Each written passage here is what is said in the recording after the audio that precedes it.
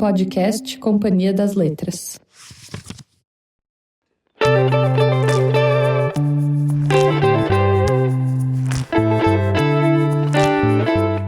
Imagens têm um poder gigantesco.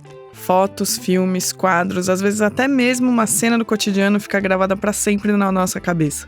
E assim como a gente tem que ler muito para interpretar e entender de forma crítica um texto, também no mundo das imagens a gente precisa de repertório. E de letramento visual mesmo. Porque as imagens também são construídas e podem revelar sentidos, comunicar o que não é dito ou o que não é visto. Ou ainda, o que foi deliberadamente escondido.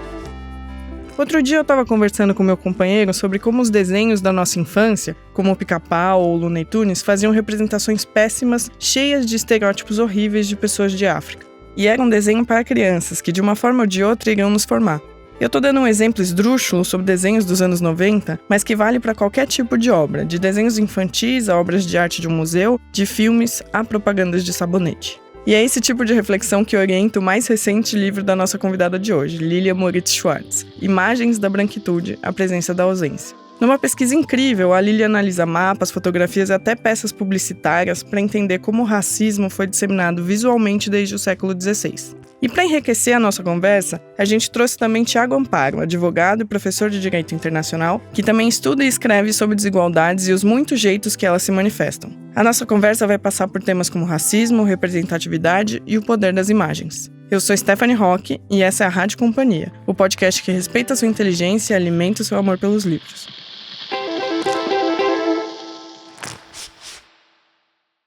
Bom, bem-vinda Lilia, bem-vindo Tiago. Olá, obrigado pelo convite. Eu agradeço também, é uma honra. Ainda aqui com o Steph e o Thiago, muito bacana para mim. A honra é minha. Mas bom, eu queria começar pedindo para vocês se apresentarem através dos livros, que isso já é uma cultura aqui no nosso podcast.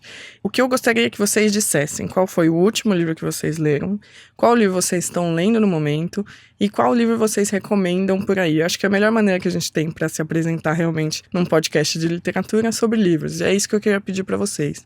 Começando por você, Lilia, qual foi o último que você leu, qual você está lendo e qual você sempre recomenda? O último que eu li foi do Jefferson Tenor, de onde eles vêm. Tem um que eu tô lendo, mas acabei ontem à noite, vale? Vale muito. É o Neca, da Amália Moura, que eu gostei muito.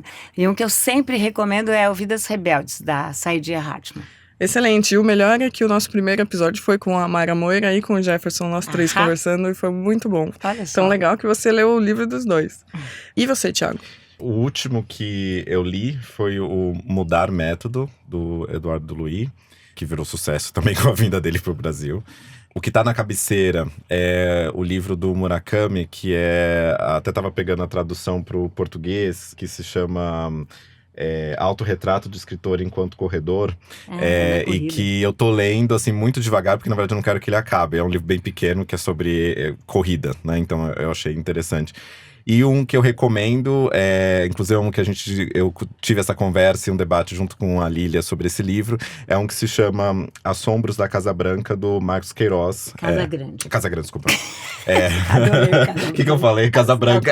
Foi um ato falho trampista. Do jeito que a gente tá hoje. Assombros da Casa Branca, também poderia ser atualização. Assombros da Casa Branca, sobre a Constituição de 1824. Casagrande. Casagrande, eu falei Casa Branca de novo, gente. Né? Que eu acabei de sair da terapia, então eu tô com vários altos falhos na memória. Mas é isso, Assombros da Casa Branca, do Marcos Queiroz. Não, Casagrande! Não, Adorei. A melhor, o papo vai ser justamente sobre branquitude e negritude, então a gente também tá muito significativo, viu, Thiago? Adorei. Mas só pros né, pra quem estiver escutando, é Assombros da Casa Grande, o nome do livro. Muito bom. Então, eu me deparei ontem, aliás, com esse que você acabou de indicar, o Assombros da Casa Grande, e eu tô muito curiosa pra ler também. É muito bom. É muito bom. Que bom. Muito bom. Mas bom, eu queria começar perguntando sobre uma palavra muito importante que está no título do seu livro, Lili. Branquitude, já que a gente está falando disso, isso que vai também pautar nossa conversa. A gente está há décadas falando de negritude, mas parece que só nos últimos anos o termo branquitude se popularizou no debate público. Eu queria justamente começar que vocês pudessem falar um pouco sobre isso, comentar sobre esse termo especificamente, né, branquitude, por que ele está cada vez mais sendo usado hoje. Posso começar? Acho que é interessante que você falou sobre a questão da branquitude e negritude.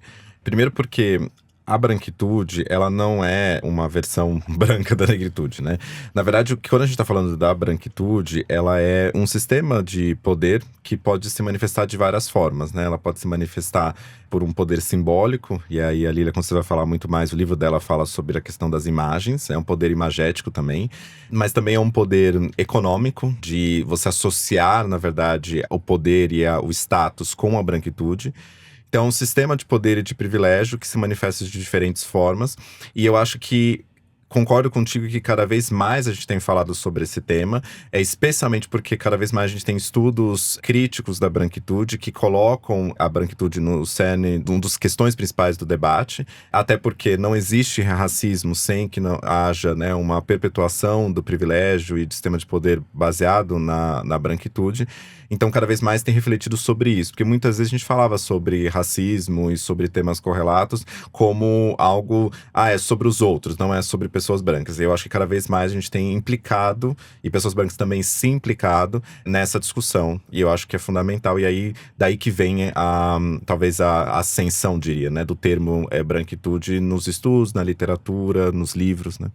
Bom, negritude, como disse o Thiago já muito bem, é um termo que foi construído pelo ativismo negro nos anos 30, nos Estados Unidos e na Europa também, muito em Paris. E é um termo de autoafirmação.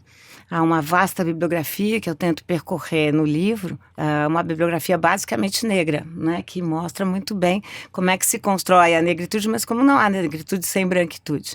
E, no entanto, a especificidade desse tema branquitude, por isso que demorou tanto a surgir, né, na arena e na discussão pública, é porque, enquanto negritude é um conceito de afirmação, branquitude é um conceito de calúnia, né? É quase um xingamento, né? Se você fala, as pessoas falam, você mas eu não sou. Quer dizer, é um conceito de denegação. Isso porque a branquitude é um sistema que se apoia no passado e se escreve no presente. E produz um sistema muito articulado de privilégios que são, como disse o Thiago muito bem, materiais e simbólicos, mas cuja eficácia vem do não lugar. Isso que é muito interessante, ou seja, enquanto a branquitude estuda as populações negras, estuda, na verdade, todas as populações, ela sempre apaga a sua classificação. Ela é que classifica, mas não se autoclassifica. Então, por isso, durante muito tempo, a branquitude atribuiu cor aos outros povos, aos outros grupos, às outras etnias, mas nunca se atribuiu uma cor, como se a branquitude fosse um lugar neutro, o que não é. Então, por isso que durante muito tempo essa questão não apareceu, e acho que foi sobretudo por conta da força dos movimentos negros, que entraram, de fato, na discussão de direitos civis, sociais, culturais e políticos no Brasil e no mundo, e que forçaram, de alguma maneira, que a branquitude reconhecesse o seu lugar de poder e de privilégio. Então, de novo, é como o pássaro e a sombra, né? Num caso é o pássaro, no caso da branquitude sempre foi a sombra, né? Muito legal. Assim, só por essa pergunta a gente já percebe que vai ser uma aula. Então, eu, enquanto apresentadora, os ouvintes, certamente vamos aprender muito hoje. Mas, bom, o que eu queria começar é perguntando, então, justamente sobre o seu livro, que parte desse princípio de branquitude. Então, Lili, o Imagens da Branquitude é uma pesquisa impressionante que percorre toda a sua carreira acadêmica. Queria pedir para você contar para a gente como surgiu esse interesse e como foi transformar isso em livro. Esse interesse é justamente de investigar as imagens, tanto na antropologia quanto na história, e por que você acha que, bom, pensando no sub, né, a presença da ausência, como essa ausência também comunica tanto?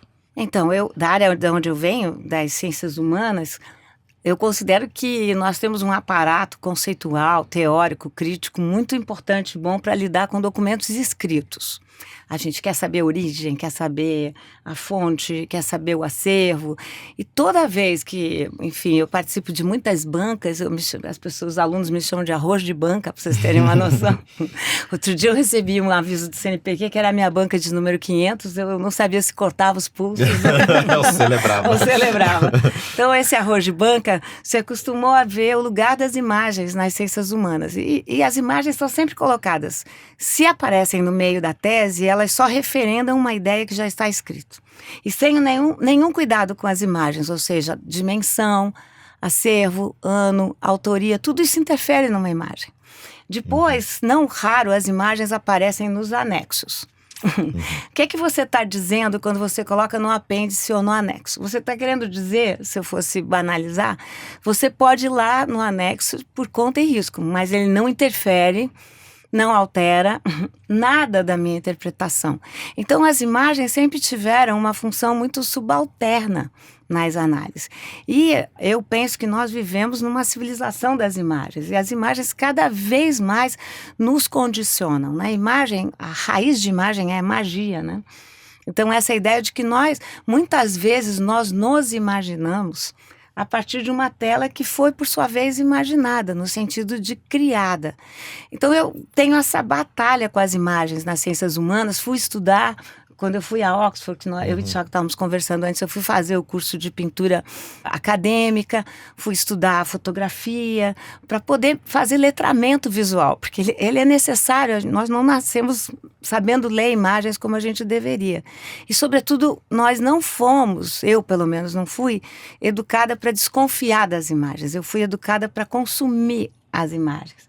E há muito tempo que eu faço isso, eu dou um curso na USP que se chama Lendo Imagens, que foi um curso que é tema para outra pergunta, para eu não me alongar muito, mas foi ficando cada vez mais decolonial, porque era um curso muito de pintores brancos, pintores europeus e tudo mais. Então, o curso foi me educando e os alunos foram me educando muito nesse sentido.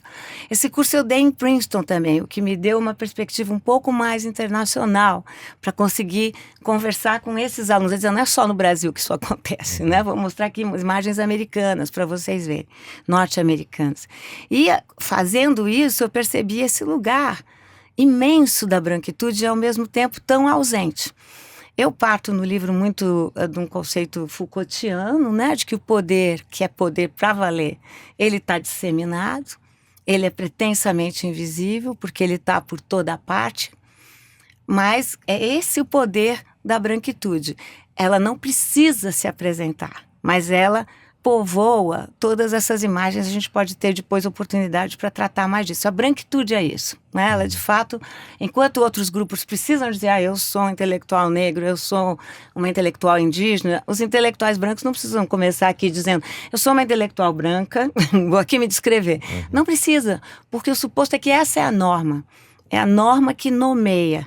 E ao nomear, produz todo o conhecimento e a teoria. Eu não quero bagunçar o roteiro, mas só para pegar esse ponto que a Lília falou, que eu acho que é importante, para enfatizar que o trabalho, né, da Lília com as imagens enfatiza um aspecto fundamental da branquitude, que, né, a Lília estava mencionando, que é a questão da invisibilidade, ou, né, da ausência, né?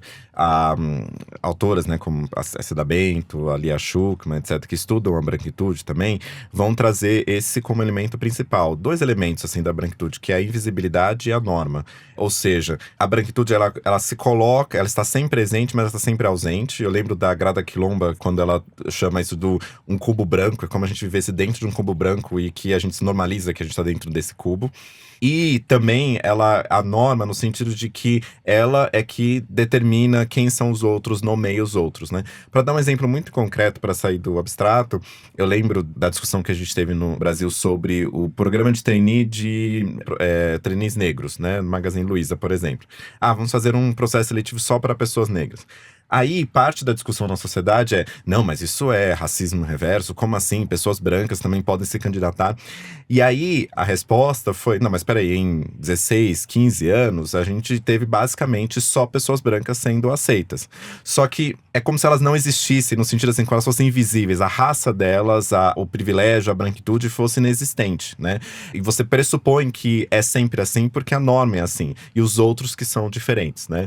Tem também uma outra analogia bem concreta que eu gosto bastante, mas aí é mais a perspectiva de gênero, mas que se aplica, que é da antiga juíza da Suprema Corte dos Estados Unidos, a Ruth Ginsburg, que é uma juíza e era advogada feminista, que uma vez perguntaram para ela, assim, né, dentre os 9 juízes e juízas da Suprema Corte, quanto que vai ser suficiente, né, de mulheres, um número bom de mulheres dentro desses 9 juízes da Suprema Corte dos Estados Unidos.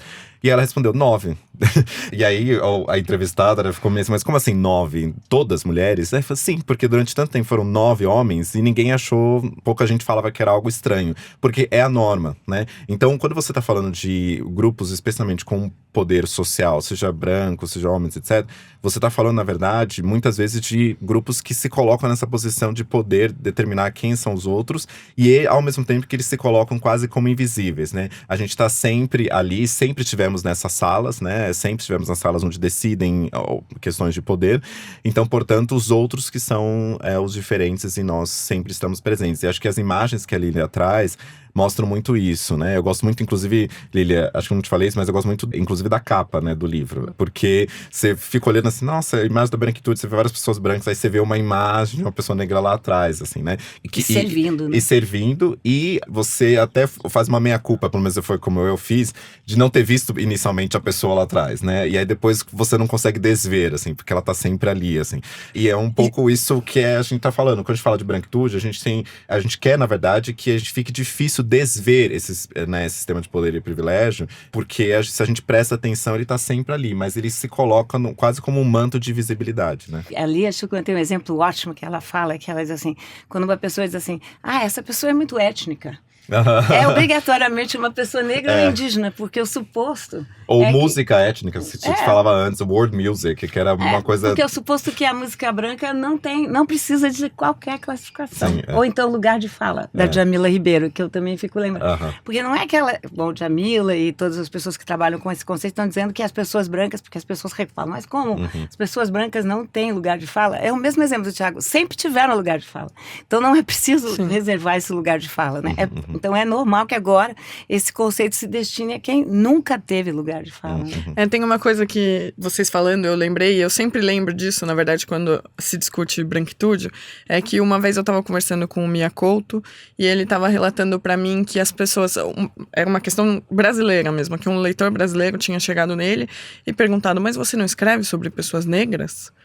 E aí ele ficou em choque, porque ele falou, todos os meus personagens são negros, mas ele não escreve. Fulano, que era negro, não tinha esse marcador, mas as pessoas sentiam falta desse marcador e só conseguiam, de fato, imaginar que todas as pessoas que estavam sendo narradas no livro eram brancas. Eu gosto de Amanda falando aqui, né, se descobrindo negros, pensando como negra quando ela sai, né? Exatamente. Quando ela sai da… E aí tem uma questão também que é… E aí, claro, ele pode falar muito mais propriedade sobre a parte histórica, mas tem uma questão de que também o próprio conceito abrangente de negro, antes do processo de afirmação de movimentos, era uma forma também de simplista, de você falar, ó, vocês todos aqui que são diferentes da gente, a gente vai colocar vocês nessa categoria. E aí você tinha, né, a total incompetência de ver a diversidade étnica, linguística de povos indígenas, toda a diversidade de comunidades quilombolas, a diversidade de pessoas negras de diferentes regiões. Essa diversidade era colocada tudo junto, como vocês são os não brancos, né? Eram chamados de negros da terra. Negros da terra, né? Então essa também já é uma simplificação. E aí quando movimentos, especialmente movimentos negros, como a Lili estava falando, vão pegar a ideia, né, de negritude como uma forma de reafirmação, justamente para virar a chave desse termo que originalmente, na verdade, era muito simplista, né? Era para você simplificar uma realidade que é complexa. E que ainda bem hoje no Brasil, por exemplo, a gente tem cada vez mais discussões sobre tentando entender religiões de matriz africana, tentando entender diferentes referências que são muito complexas e que a gente muitas vezes coloca num grupos homogêneo, né? E, Tiago, eu acho que também é uma explicação bem boa de dar, que eu sempre falo com os meus alunos, é um pouco essa ideia, né? Quando a gente vai falar da Europa, a gente fala, não, a minha família veio da Itália, veio da Polônia, veio da França, veio da Alemanha. Durante muito tempo, quando se falava de uma pessoa de origem negra, se falava, veio da África, né? Mas que África? Quais são as Áfricas? Né? Quais são as imensas Áfricas que desembarcaram no Brasil, né? Isso demorou muito para que as pessoas tivessem… Até porque a memória, durante muito tempo, foi outro fenômeno de controle das populações brancas, né? Assim, até onde vai a memória, né? Até onde vai a sua possibilidade de lembrar, né? Isso, o arquivo, pensando mundialmente, os arquivos foram, durante muito tempo, muito coloniais, os museus muito coloniais, né? Isso sem falar dos museus de etnografia, onde cabia todo mundo, menos as populações europeias, né? Muito legal, gente. O Thiago falou sobre a capa. Só antes da gente seguir, pra quem tá ouvindo a gente, recomendo aqui que pesquise no Google Imagens da Branquitude, mas como vocês descrevem a capa, assim, pra quem tá ouvindo, o que tem, afinal, na capa do Imagens da Branquitude? Vou deixar pra autora. Esse é um autor que eu estudo, Paulo Pedro Leal, e ele é um pintor negro, né? Um pintor que se sabe pouco dele, como muitos, e é um pintor negro que vinha de grupos mais vulneráveis, então ele pintava no papelão. E toda vez que eu analiso uma imagem, eu sempre penso assim comigo. Eu aplico um estruturalismo básico, né? Porque eu digo assim para mim mesmo. Se acontece uma vez, você fala, coincidência. Acontece duas, você fala, quanta coincidência. Acontece 3, você fala, aí tem coisa, né? Acontece 4, você fala, aí tem estrutura. Então, Paulo Pedro Leal, e aí eu vou descrever a capa, ele sistematicamente faz situações interrompidas. De que maneira? Quando você faz uma grande angular, e ele sempre dá, se vocês olharem, é quase uma grande angular de um convescote da branquitude. Uma menina branca, com seu laço, está pintando, está recebendo flores de outras crianças brancas, com verde e amarelo. Ela está tocando piano e do lado você vê o grupo que a acompanha, que são pessoas brancas. O pai perto do piano, a mãe provavelmente à esquerda. E só quando você apura o olhar, você olha para o fundo. Então, nas imagens, você também tem esse jogo de primeiro plano e segundo plano. As imagens sempre se apresentam no primeiro plano, mas elas se representam no segundo. E aí, quando você olha mais e está bem no centro da tela, você, como disse o Thiago tão bem, fiquei até emocionado com a fala dele, você não consegue deixar de ver a moça negra que está trabalhando, porque está a única que está com um avental, né? Ou seja, ela está muito caracterizada. E ele sempre faz isso, ele sempre coloca situações tensas, sabe? Situações que se apresentam muito pacíficas, mas quando você olha mais não são. E é um pintor dos anos 30.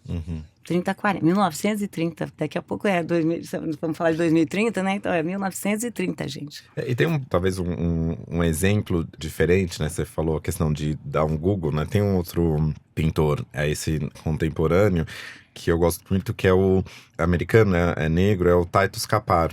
E, inclusive, né, quem tiver interesse, tem até um TED com ele na internet, vocês vão encontrar. E é interessante, porque aqui, né, quando a Lília fala, né, que ao você olhar para a imagem, quando você percebe a menina negra atrás, como eu falei, assim, é difícil desver, né? Ele é interessante porque ele tem, por exemplo, uma pintura que eu acho interessante, que é uma mulher negra no chão, e atrás é como se fosse uma imagem, uma silhueta, na verdade, de uma criança, que é uma silhueta mesmo, ela não tá preenchida, de uma criança em cima dela, né? E aí, se eu não me engano, é a parte que, enfim, eu não lembro o nome do... Space to Forget. Space to Forget, é o nome do... E o que é interessante nesse quadro é que justamente é uma silhueta. E como a gente tá tão acostumado a ver pessoas negras em posição de serviço, um trabalho doméstico aqui, especialmente uma mulher negra, você já preenche como uma criança branca que estaria ali, né? Assim, provavelmente. Ou você pode preencher e falar assim, não, na verdade pode ser, sei lá, a filha dela e uma menina negra.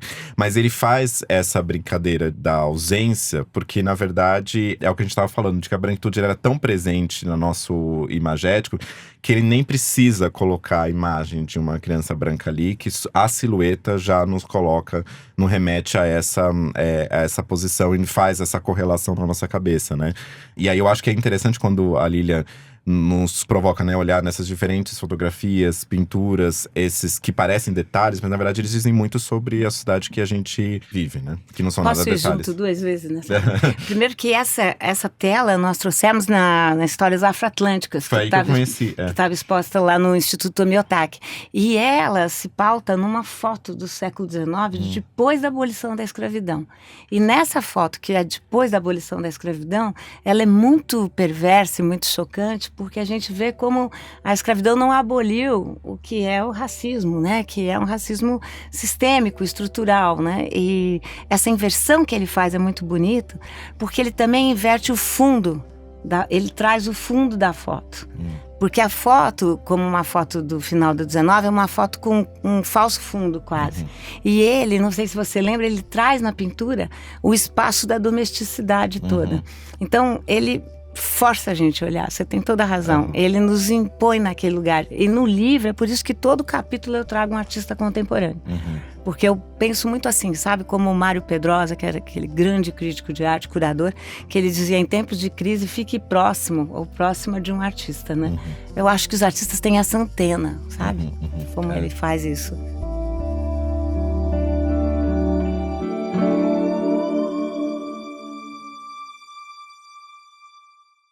Agora, Thiago, para você uma pergunta. Na apresentação do livro da Lili, você escreveu sobre como a branquitude tem esse superpoder de ser ao mesmo tempo invisível e onipresente. E aí eu queria saber de você qual o papel das imagens e da cultura visual na manipulação desse poder. É interessante que, até como a gente está falando sobre essa pintura do Tade Escapar, a imagem, ela se mostra como a referência principal, mesmo que a gente não reflita muito sobre ela, né? E o nosso olhar, ele é bombardeado constantemente, né, nos dias atuais, e ainda mais do que antigamente, de imagens. Seja a imagem nas nossas redes sociais, a imagem a gente sai de casa na televisão, etc. E essas imagens são incorporadas no nosso referencial cultural e que, portanto, podem formar, inclusive, estereótipos na nossa cabeça de quais são os papéis sociais de diferentes grupos. Então, quando se discute, por exemplo, muita gente tenta estudar o papel da televisão na formação do racismo, né, da ideia de racismo no Brasil, a gente percebe que a grande maioria de pessoas em posição minimamente de privilégio em novelas, por exemplo, de pessoas brancas. Isso não é um detalhe, porque, na verdade, não é só uma representação fática da sociedade, mas ela também projeta a sociedade que se percebe como, né, ideal, como norma naquele contexto, no contexto brasileiro. Então, acho que as imagens, elas são muito poderosas porque elas podem fazer algumas coisas. Primeiro, elas podem normalizar situações de opressão. Elas podem esconder também, então elas mascaram as desigualdades e podem esconder. Como, por exemplo, a gente tem toda uma discussão mais recente sobre a questão da representatividade, da diversidade, e que não é de hoje, porque se discute muito que diversidade ou equidade não deveria ser, na verdade, só uma única pessoa em posição de poder, né? Então, quando se um tokenismo de uma pessoa negra, isso já resolveria toda a situação. Muita gente vê quando… É quase como lidar com a ansiedade social e psicológica de ter pessoas negras, de ter essa convivência de pessoas negras, que você basicamente coloca, muitas vezes nas representações que a gente tem de filmes, de novelas, de programas de televisão ou de redes sociais, você tem muitas pessoas brancas, mas tem uma pessoa negra que representa todo aquele grupo, ou poucas pessoas que representam todo aquele grupo de uma forma como um token, né? Isso também é uma forma de você normalizar aquela situação de opressão e fingindo que, na verdade, está sendo mais diverso do que simplesmente só pessoas brancas. E acho que também análises críticas, como que a Lília coloca, mostram uma outra função de imagens, que é a possibilidade de você utilizar a imagem como uma lente, como uma lupa, por meio da qual, se você consegue descrever, né, não só como um anexo, como um apêndice, mas de fato colocar a imagem no centro da discussão, ela reflete muito sobre a sociedade que ela está trazendo, né? A Lília sempre fala isso sobre a questão de que os nossos mitos, né, na verdade não são só fantasias, né, mas na verdade eles dizem muito sobre a sociedade em que a gente está inserido. E eu acho que um dos papéis que ler a partir da perspectiva de branquitude as imagens, um dos papéis que esse exercício crítico exerce é a possibilidade de você focar em elementos que dizem muito sobre as dinâmicas sociais que nós estamos. Acho que isso é especialmente relevante no contexto brasileiro, onde a gente tem um mito de convivência pacífica, de sociabilidade, de mistura de raças. Então, um pouco, no Brasil não haveria essas diferenças de como no Jim Crow nos Estados Unidos, as leis segregacionistas, ou no Apartheid na África do Sul. Então, portanto, a gente convive, né? A Casa Grande Senzala convive de alguma forma. Só que essa convivência, e as imagens mostram isso, ela pode ser muito cruel. Porque você pode até ter algum tipo de interação, mas as interações são sempre mediadas por segregações. É o quarto de empregada, é o elevador social, o elevador de serviço, é o pressuposto de que uma pessoa, né, quando ela entra numa loja, ela vai servir, né? Então, esse tipo de interação que as imagens nos ajudam a revelar, fica mais evidente e tem um papel muito importante, especialmente no contexto brasileiro. Isso, claro, não quer dizer que no dia a dia, mesmo nos Estados Unidos ou na África do Sul, em outras sociedades, não exista esse racismo cotidiano. Existe também. Mas quando você mostra, por exemplo, a imagem da África do Sul, de um lado, olha, tem uma um bebedouro só para pessoas negras, um bebedouro para pessoas brancas. Isso fica quase didático, aquela imagem dessa separação. Enquanto que no Brasil eu acho que requer uma análise um pouco mais aprimorada, justamente porque o nosso racismo ele é mais aprimorado, no sentido de ele não se mostra muitas vezes, ele se coloca de forma velada, e essa leitura crítica das imagens nos ajuda a refletir sobre isso. Vou pegar um gancho no que você falou, porque no livro, Lília, tem uma imagem muito forte que é uma foto feita em estúdio do fotógrafo paulista Militão de Azevedo, que é uma foto de 1850, né? E nessa foto, que tá em preto e branco, a gente vê 5 homens negros descalços, um pouco ao fundo, né? Um pouco mais atrás do que um homem branco, calçado, que tá à frente. Lília, eu queria que você descrevesse essa imagem, que eu acho que dialoga com o que o Thiago acabou de dizer. E quem tá ouvindo, essa foto vai estar no blog da companhia, ela tá no livro da Lília, mas vai estar no blog da Companhia das Letras, para que vocês possam dar uma olhada. Mas enfim, Lília, voltando, se você puder dar mais detalhes dessa imagem, descrever um pouco mais, eu falei um pouquinho, mas a sua descrição, que eu sei, é ótima. E como a gente pode fazer uma leitura do racismo e da branquitude a partir dessa fotografia? Então, eu vou pegar pelo gancho, tomar essa questão, mas pelo gancho que o Thiago já deixou, que é essa ideia de como a imagem tem o poder de naturalizar, né? Isso, para mim, é muito impressionante como ela... E ela naturaliza esse mito crescente da mistura racial, da mestiçagem. Eu acho que a mestiçagem é aqui esse dado tão complexo que o Thiago chamava atenção, porque as pessoas se acostumaram a pensar que mestiçagem é igual a harmonia, é igualdade. Não, mas no Brasil a gente precisa pensar em mistura com a manutenção de hierarquia. Então, essa é a especificidade, né? Isso eu vou apontando no livro todo. E também a partir do conceito de detalhes, que o Thiago já adiantou, que eu uso muito a metodologia do Carlo Ginzburg, um historiador italiano, que trabalha com a ideia do método indiciário, ou seja, que Deus vive nos detalhes. Essa frase já é tão comum que todo mundo atribui a um monte de gente, quando uma frase tem muita atribuição. Deus e o diabo vivem nos detalhes. Vivem nos detalhes. Todos eles nos detalhes. Então, eu olho para os detalhes. O livro começa com os sapatos, por exemplo. Então, muita gente já me disse, olha, nunca mais eu consegui não olhar para os sapatos. E não pensar porque as pessoas no Brasil andam de Havaiana, não andam com os pés no chão, por exemplo. Né? Eu tenho tido... Olha, eu estou coletando tantos exemplos nesse sentido. E essa foto aparece logo no começo do livro. Eu também gosto muito de trabalhar com fotos que ficaram no arquivo do fotógrafo. Ou seja, foram censuradas pelo fotógrafo. Essas são as melhores. Porque primeiro eu começo a pensar, por que ele censurou essa foto? Por que será?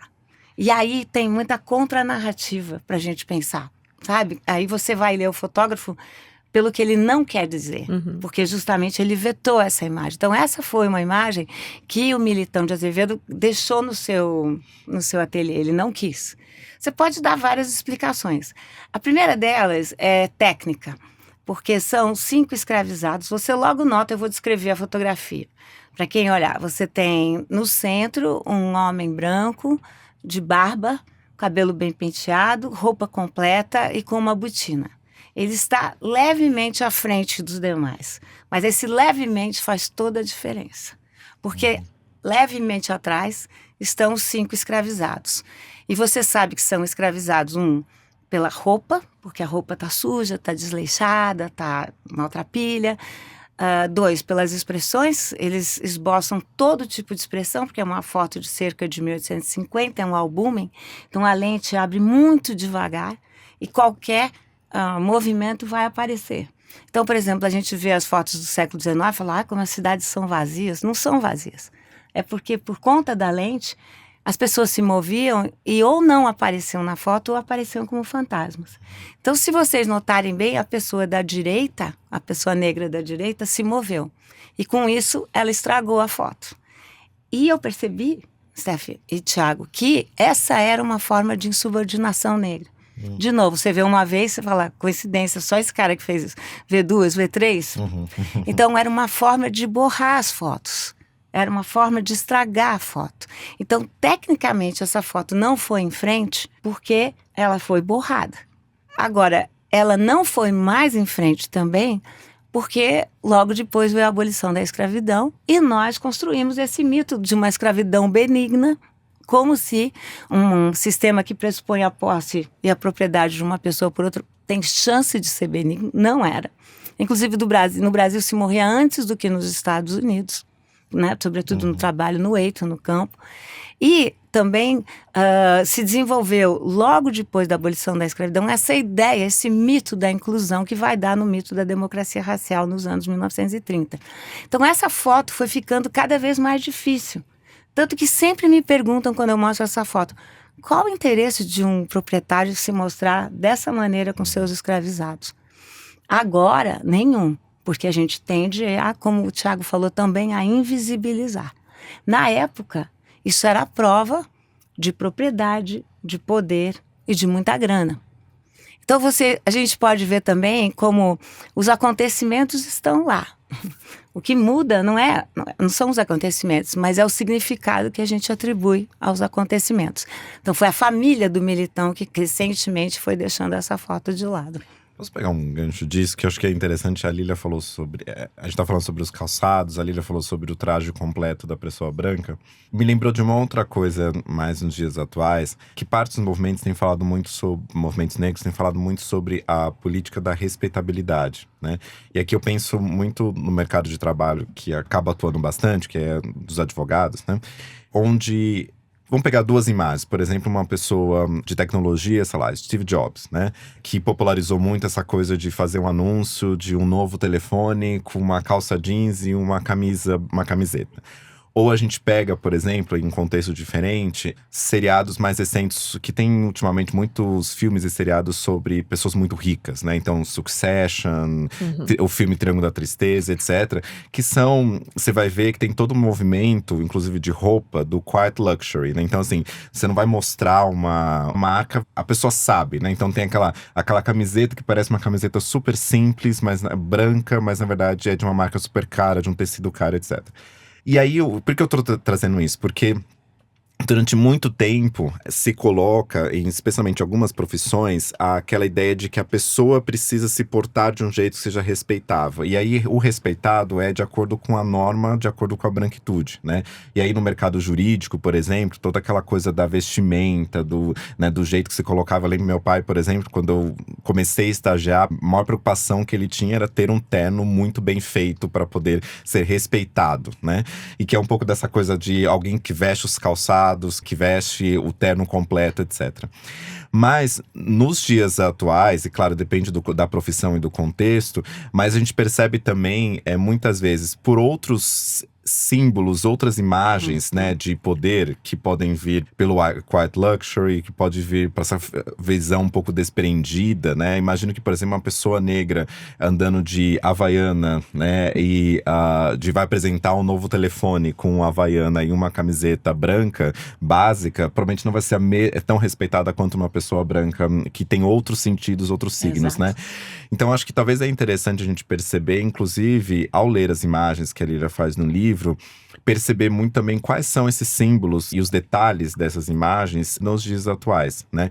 E como que muitas vezes o racismo, ele se mostra, e a branquitude também se mostra o seu poder, mesmo nestes detalhes, né? Que parecem tão inocentes. Parecem né? tão inocentes. E então, sei lá, a primeira coisa que eu escutei quando eu tava no escritório de advocacia é assim: olha, você se veste muito bem, mas passa menos perfume, não precisa ficar passando tanto perfume. Uau. E aí eu passava perfume que eu achava que era chique ter perfume, né?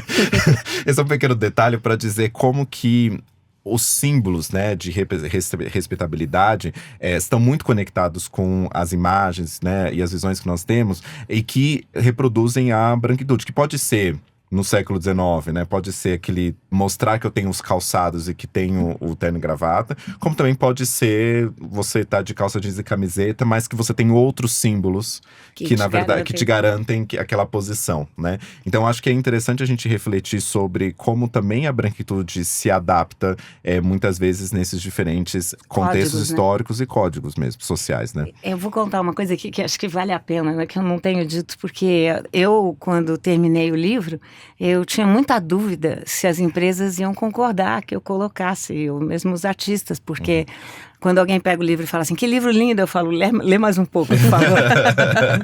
Eu só já me protejo, porque eu vou desconstruindo essas imagens. Então eu tinha muita dúvida que a Dove, por exemplo, topou.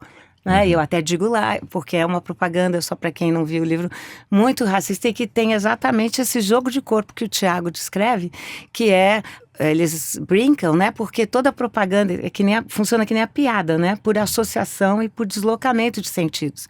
Então, eles usam a convenção do antes e do depois, e o depois é uma pessoa branca, uma mulher branca, e o antes é uma pessoa negra. Mas o jogo de corpo da pessoa negra também é muito interessante de notar, porque é a que é mais sensualizada, que é outro lugar que jogam as mulheres negras por oposição às mulheres brancas, que são as mais virginais, as mais puras. Mas eu vou contar aqui só porque eu acho que vale a pena, Thiago e Steph vão gostar, que todo mundo topou. Só um jornal não topou que eu publicasse uma foto que saiu junto com uma matéria, foi o Estado de São Paulo. A matéria era sobre aquele shooting, aquele tiroteio que houve numa escola de Santa Catarina. Uma situação muito triste. Enfim, nós sabemos o que é nos Estados Unidos, a gente sabe o que significa isso, né? O horror, que é essa ideia. E eles colocaram um texto que era mais ou menos assim: por que isso está acontecendo conosco, nas nossas escolas? E eles colocaram, por trás desse título, uma mão negra com uma arma.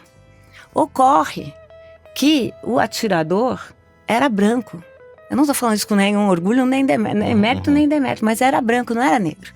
Então, o que aquela imagem devolve? Exatamente isso que o Thiago falou, mas pelo lado pior. Ou seja, você já associa a violência a uma pessoa negra. A ideia de perigo, de medo, de barbárie. E isso vai do 16 até agora, né? De barbárie. Então, para mim, é muito simbólico, já que eu trato tanto de eficácia simbólica, que a única imagem que não foi aprovada foi uma imagem verídica. Ouvinte, essa foto que a Lili acabou de comentar também vai estar no blog da Companhia das Letras, a da Dove, no caso. A outra, como a gente também não pôde colocar no livro, também não estará no blog, mas certamente, de novo, é encontrável. Você possível muito recorrer ao encontrável. Google. Bom, mas o que eu queria perguntar pra vocês tem tudo a ver com o que vocês estavam falando, porque nós temos esse baita problema, que é justamente como as imagens funcionam hoje. A minha pergunta, não tem como fugir disso. Como a gente pode olhar para as imagens de um jeito mais crítico? Então, como isso pode estar no currículo das escolas, por exemplo, vocês dois são professores, como a gente adquire esse senso crítico, o que a gente procura numa imagem ou em qualquer coisa para tentar combater, continuar reproduzindo esses estigmas? Bom, você tem muitas maneiras de fazer isso. Eu, durante muito tempo, fui curadora adjunta para histórias para o Museu de Arte de São Paulo, e a ideia era o museu todos os museus foram durante muito tempo braços do imperialismo colonial, não é? Ou seja, basta ver o que os acervos guardam, né? Sobretudo a arte europeia feita por homens, que retratam homens brancos no poder, mulheres nuas, né? Quando aparecem estão nuas, e muito pouco, né? E pessoas negras que aparecem quando estão no trabalho, ou situações de clara subordinação.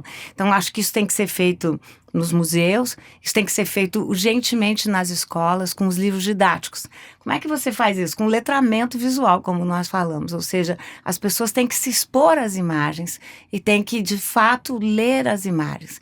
Não preciso ainda nem ir nos livros didáticos. Se a gente pensar, Thiago, acho que vai concordar, 9 entre 10 livros sobre escravidão tinham na capa, de historiadores e historiadoras famosas, e eu também podia ter feito, telas do Debré.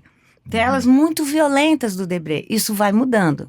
Os livros didáticos, 9 em 10 traziam as pessoas negras ou em situações da escravidão muito violentas, pessoas muito mal vestidas, descalças, né? Agora não, os livros vão discutindo, por exemplo, os planejamentos, e aí mostram formas de planejamento, as tecnologias, as religiões, as ancestralidades, as culinárias. Então, quanto mais você abre o seu currículo, mas você encontra outras imagens que vão fazer sentido. E eu devo aqui fazer um grande elogio aos artistas e às artistas contemporâneas negros, sobretudo, que têm, de fato, dado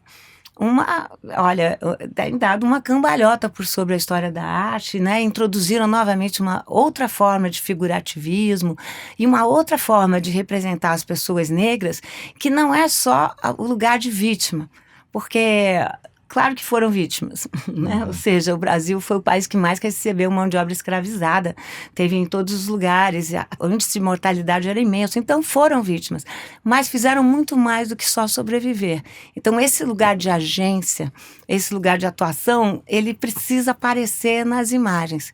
ele precisa ser alterado na maneira como a gente ensina nas escolas, como a gente fala com os colegas, como a gente fala no trabalho, porque a gente também reproduz, né? Não são só as crianças e os professores. Não, acho que esse ponto, eu lembro muito também que era uma estratégia que a Lília e os outros curadores, eu lembro também o Aurélio Menezes e outros, que na exposição de histórias afroatlânticas fazia muito a estratégia também de você ter uma contraposição de imagens, né? Porque a ideia não é que a gente está falando, vamos pegar as pinturas de Debré e jogar pela janela, e na verdade é como que você utiliza essas imagens e confronta com outras que podem ser, por vezes, releituras, né, dessas imagens antigas, que tem muito também recentemente de releituras das imagens anteriores, ou que com essa contraposição a gente consiga ter um diálogo imagético sobre, e talvez até ressalte coisas que a gente não percebeu à primeira vista lendo uma imagem, né, vendo uma imagem. Então acho que essa estratégia é muito importante.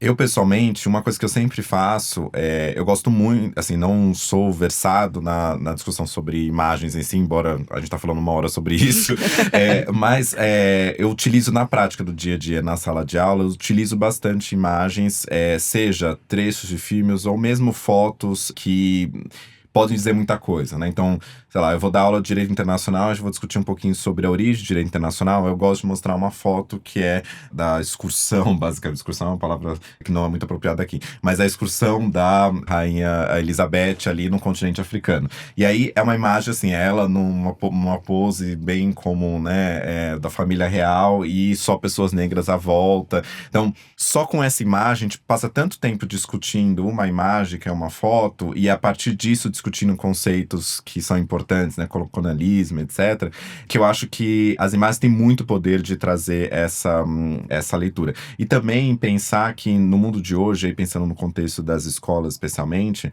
a gente é bombardeado por imagens constantemente, né? E, inclusive, até tem números preocupantes sobre a questão da dificuldade das pessoas de leitura, de compreensão de leitura. Inclusive, eu vejo nos meus alunos muitas vezes uma dificuldade de abstração mesmo, de ler um texto e conseguir imaginar aquilo, né? Então, as pessoas, até no dia a dia, nossos amigos, a gente acaba dando um Google para poder mostrar. A gente aqui no podcast. A gente não descreve, dá um Google que você vai ver a imagem, né? Então, essa dificuldade de abstração, de pensar a partir da leitura, eu acho que a imagem combinada com o texto, combinada com outras imagens, pode ser muito educativo para pensar não só o mundo de hoje, mas também, né, a história. Então eu utilizo bastante imagens no dia a dia também. Muito bom. E a gente falou de passado, falou bastante de presente, mas aí agora, olhando para o futuro, acho que a gente tem Você acabou de dizer isso meio que indiretamente, mas na conversa isso já apareceu. A gente fica o tempo todo no celular, consumindo imagens que são muito rápidas também. Isso também mexe muito com a nossa atenção e como a gente lida com outros materiais visuais. Mas o que eu queria perguntar é como a gente que tá na internet, que a gente não cria conteúdo, não somos exatamente criadores de conteúdo, mas a gente cria conteúdo para os nossos amigos. A gente tá ali montando uma identidade nossa para que as pessoas vejam. Como a gente pode contribuir criando imagens que vão não despertar um senso crítico, mas justamente confrontar isso o tempo todo, não enquanto produtoras. Assim, a minha pergunta é realmente como a gente pode criar imagens que não só nos representem mais, mas que desafiem os padrões racistas reproduzidos pela sociedade. Essa é difícil, né? Mas é futuro. O que a gente tem pela frente? Eu acho que uma estratégia que, pelo menos eu penso muito, você falou a questão, né, de redes sociais, eu pensando aqui muito no meu microcosmo, né? E eu falo microcosmo do direito, por exemplo, né? Era muito comum que, quando se discutia a história de advocacia, a faculdade de direito, se discutia, vamos diversificar o corpo docente, vamos trazer mais advogados negros ou alguma coisa assim. Muitas vezes se colocava essas pessoas para dar só uma palestra sobre a questão racial. E aí uma vez eu tive uma ideia que eu falei para eles assim, e que tal a gente fazer, e esses escritórios, por exemplo, eles fazem muitos eventos sobre diferentes temas. Então, vai fazer um evento sobre arbitragem, sobre contratos, sobre código civil, coisas chatas que eu também não gosto, sobre ser advogado. Nada contra, até amigos, quem estiver escutando. Mas, se você faz um evento como esse, que em tese não seria abertamente sobre a questão racial, mas você convida pessoas negras para falar sobre esse tema, só essa imagem já Assim, é muito letramento, né, só nessa imagem. Porque não é claro que as pessoas negras não possam falar sobre esse tema, não possam, inclusive, interseccionar a questão racial com esses outros temas. Mas só o fato de você ter aquela imagem de uma palestra com várias pessoas negras falando sobre outros temas que não sobre a questão racial, isso já traz algo que consegue trazer uma representatividade que é importante e que não é uma representatividade no sentido de, olha, você só pode falar sobre esse tema, mas na verdade é algo mais complexo. E também ver pessoas negras como na sua complexidade, né? Pessoas que vão falar de tantos outros temas e também da questão racial de forma interseccionada. Mas eu vejo que, especialmente nas redes sociais, mesmo que você seja um produtor de conteúdo incidental, porque na verdade eu não produzo conteúdo, mas é aquela coisa de você acaba postando e acaba saindo conteúdo. Mas eu vejo que eu recebo muitas mensagens de pessoas dizendo assim, nossa, eu quero ser um professor como você, eu quero ser advogado como você, eu quero escrever no jornal como você. E às vezes é interessante que ao postar algo, ao se colocar no mundo, você é representação de si mesmo, em alguma medida, né? E as pessoas refletem, né? Olham para você nesse sentido. Então, acho que também existe uma responsabilidade de pessoas negras, especialmente que têm acesso a meios, né, de divulgar o que pensam, o conteúdo, etc., também trazer um pouco, pensando no futuro, essa coisa da esperança de que, não uma esperança vazia, mas uma esperança no sentido de que é possível, sim, a gente construir outros referenciais, ou ocupar outros espaços de forma coletiva, não é um sucesso individual. E aí eu acho que isso é importante. E aí tem uma responsabilidade, porque a gente não sabe quantas, sei lá, milhares de pessoas estão olhando do outro lado e vendo esses referenciais. Porque muitas vezes também pode ter crescido sem esses referenciais e hoje eles são muito importantes para várias pessoas, né? Excelente, Lili. Você tem milhares de seguidores. E justamente isso é uma das partes mais notáveis do seu trabalho. É que realmente é uma academia que dialoga com as pessoas que estão fora da academia. Então eu queria também que você falasse um pouco justamente sobre essa construção de futuro e esse trabalho que você tem feito na internet com esse horizonte que a gente tem pela frente. Bom, enquanto o Thiago falava aqui, eu fiquei pensando numa frase do Orwell, né, no 1984. Era um pouco isso. Quem conhece o presente entende o passado, mas quem entende o passado olha para o futuro, né?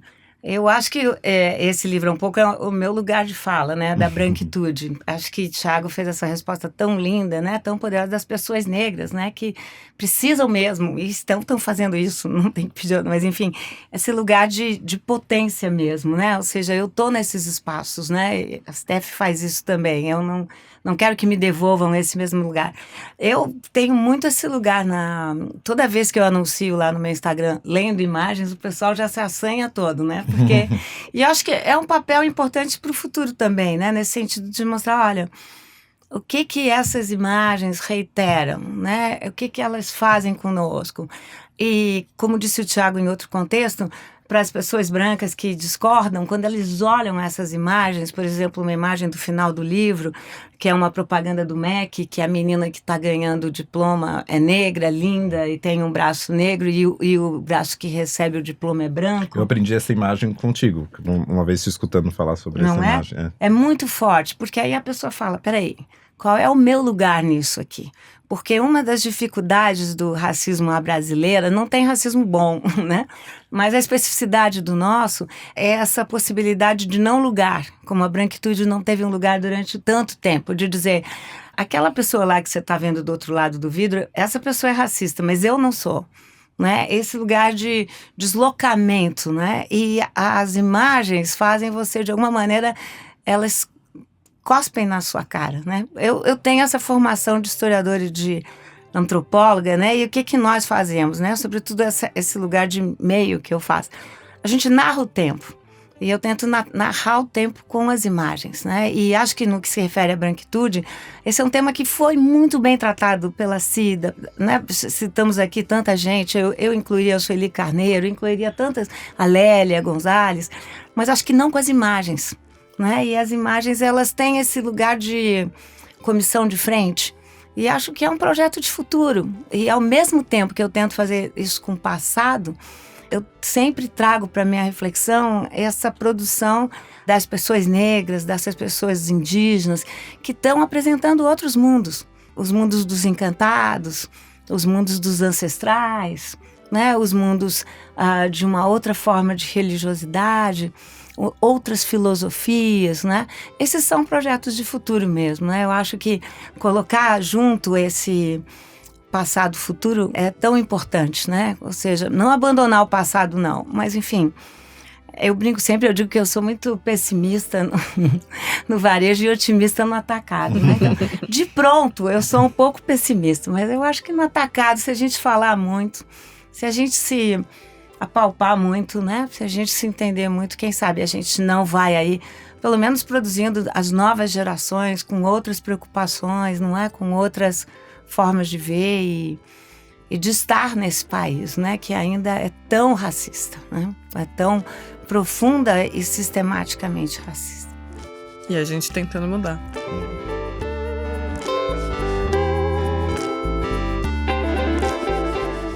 Gente, que aula, que aula. Tô muito feliz. Muito obrigada, Lili. Obrigada a você, Steph. Que boa conversa, né? Muito bom. E vocês comem o Thiago, que ele vai ter que sair um pouco de cena para terminar o livro dele, que todos querem ler. Urgente, urgente. Muito obrigada, Thiago. Muito obrigado, o prazer foi todo meu. Bom, e quem ainda não segue a Lili e o Thiago, vão lá no Instagram e nas redes sociais, podem seguir os dois. Foi muito, muito, Sigam muito o legal. Thiago na Folha de São Paulo, se ainda não seguem. Justamente. Demais. É pílula de consciência todo dia. Eu tento. Muito bom.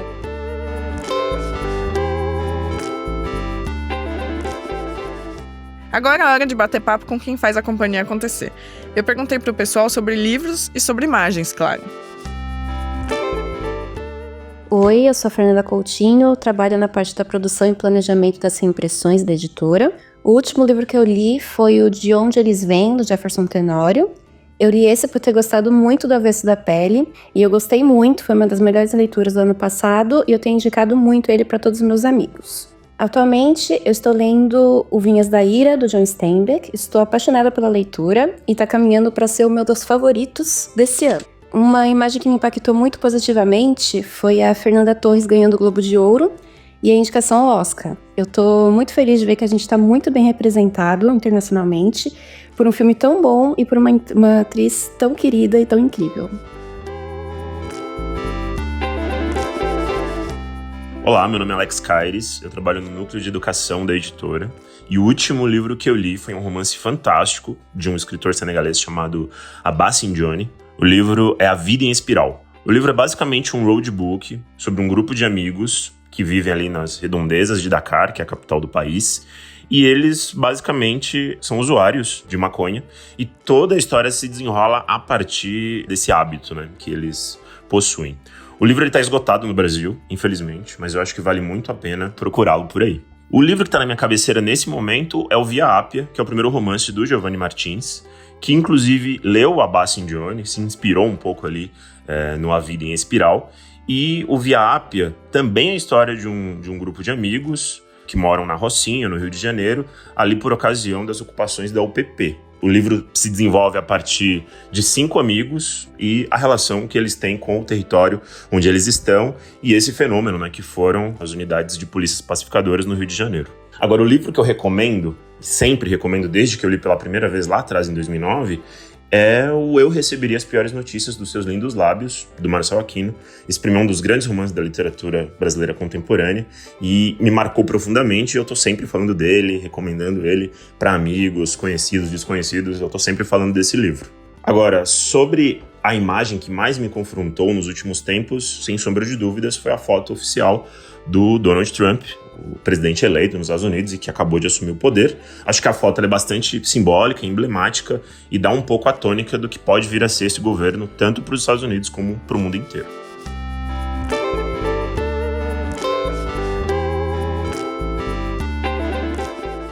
Esse foi o episódio de hoje do Rádio Companhia. Não esquece de seguir o podcast no seu tocador favorito e compartilhar com seus amigos.